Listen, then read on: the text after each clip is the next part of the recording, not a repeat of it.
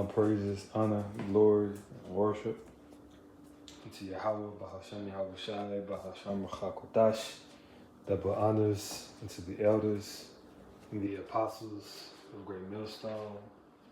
Citation to Yakim, upholding testimony of Yahweh Shai in truth and sincerity. See, and what you just saw in that video is a perfect symbolic gesture of what the world tries to do to the Hebrew Israelites, specifically the men of Great Millstone. Those who bear the new song, the testimony of Yahweh Shai, they try to box it in, control it, manage it. But their steps towards management are not profitable because you can't box it in the spirit. Let me get that in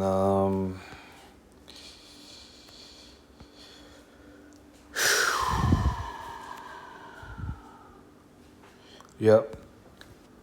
The book of Romans chapter 10, verse 18. But I say, have they not heard? Oh yeah, you hear this song. This song indeed is being heard. It can't be boxed in.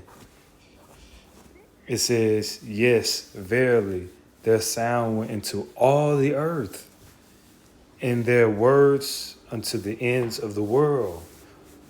So this testimony that we have has gone to the entirety of the earth.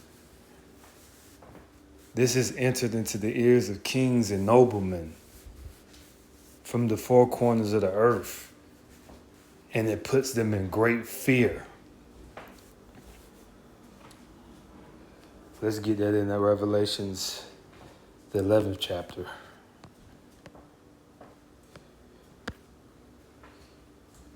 Revelation 11:11. And after 3 days and a half, which is 350-year period, 1619, 1969. 1619, the permanent year of our enslavement. 1969, the year of the establishment of the School of One West.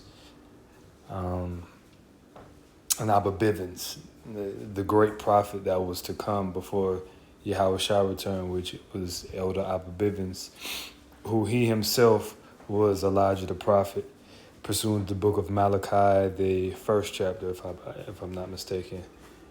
It said that Elijah will come before the great and dreadful day of the Lord, and then we have to understand that wasn't 2,000 years ago. That's talking about now. And whether you like it or not, Elder Abba Bivens, he was that Elijah. And the people who know what's going on, they know that. See, only a upstart reprobate would disagree with it. The oligarchs of society, when they sit in those penthouses and the top stories of those buildings, and they have these discussions, they know exactly who he is. The elite bankers, the trillionaires, they know.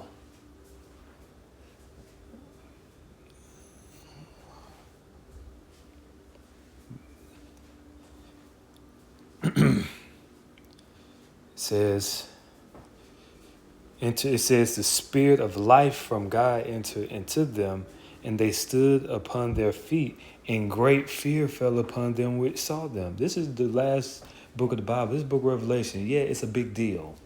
Something that you wasn't paying attention to. Something you didn't know about. And who was in great fear is talking about the elites of the society, the multi-billionaires, the trillionaires, the elite oligarchs, the people who tell presidents what to do,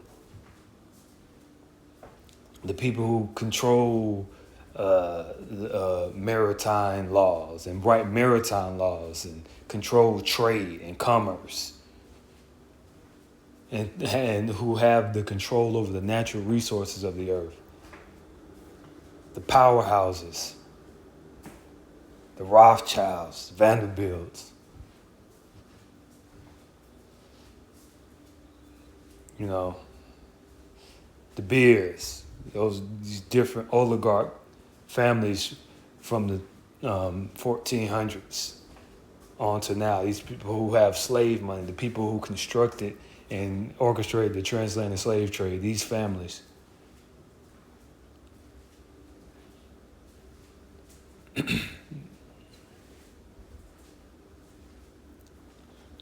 Say a great fear fell upon them.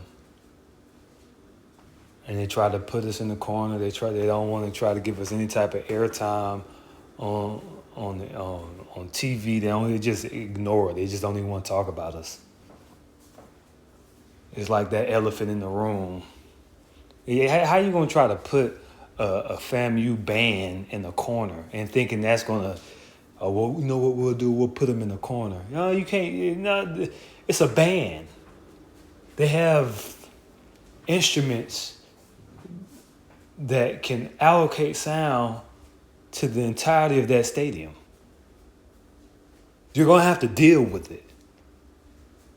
And that's our testimony. You can't buy, we'll just put in the corner. It's the truth. You're going to have to deal with this. It's prophecy. It's going to come to pass.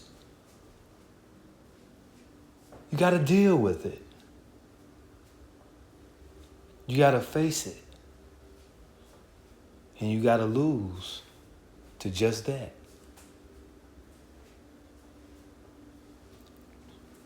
You can't silence legacy. You can't. This is the legacy of Abraham, Isaac, and Jacob.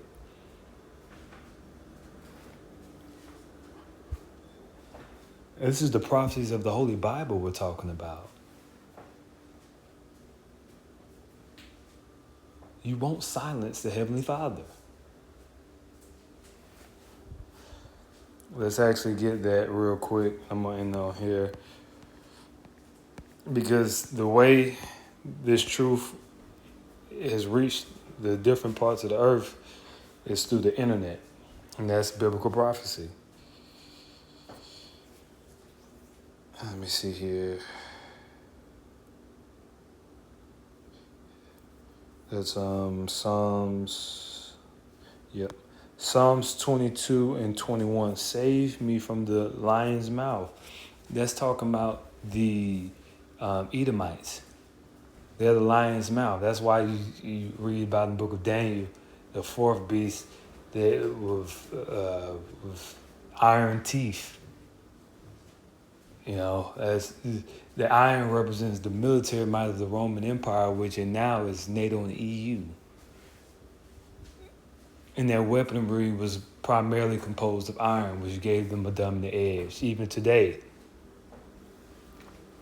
those missiles are iron teeth. NATO ammunition and inventory of different weaponry, those are iron teeth. That's the lion's mouth.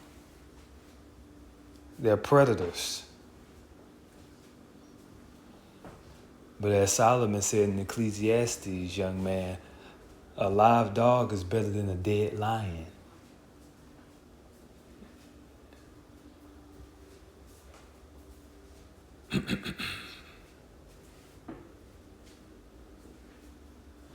Anyway, it says, save me from the lion's mouth, for thou hast heard me from the horns of the unicorns, which that's talking about the satellites. All right. And speaking of, it's not talking about, what's the unicorn talking about? What is that talking about? It's biblical prophecy talking about the satellites where the information of this truth is projected through YouTube and the internet. That's what it's talking about. Oh, the Cambridge breakdown didn't say that. I know, because the Cambridge don't have the spirit of truth. That's why. They don't have an answer. None of these people have answers for the deep sayings of prophecy. Guess who does? The man of great millstone. Why? Because we are the house of David.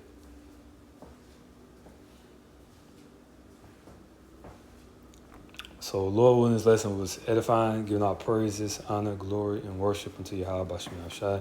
Shalom, keep the faith.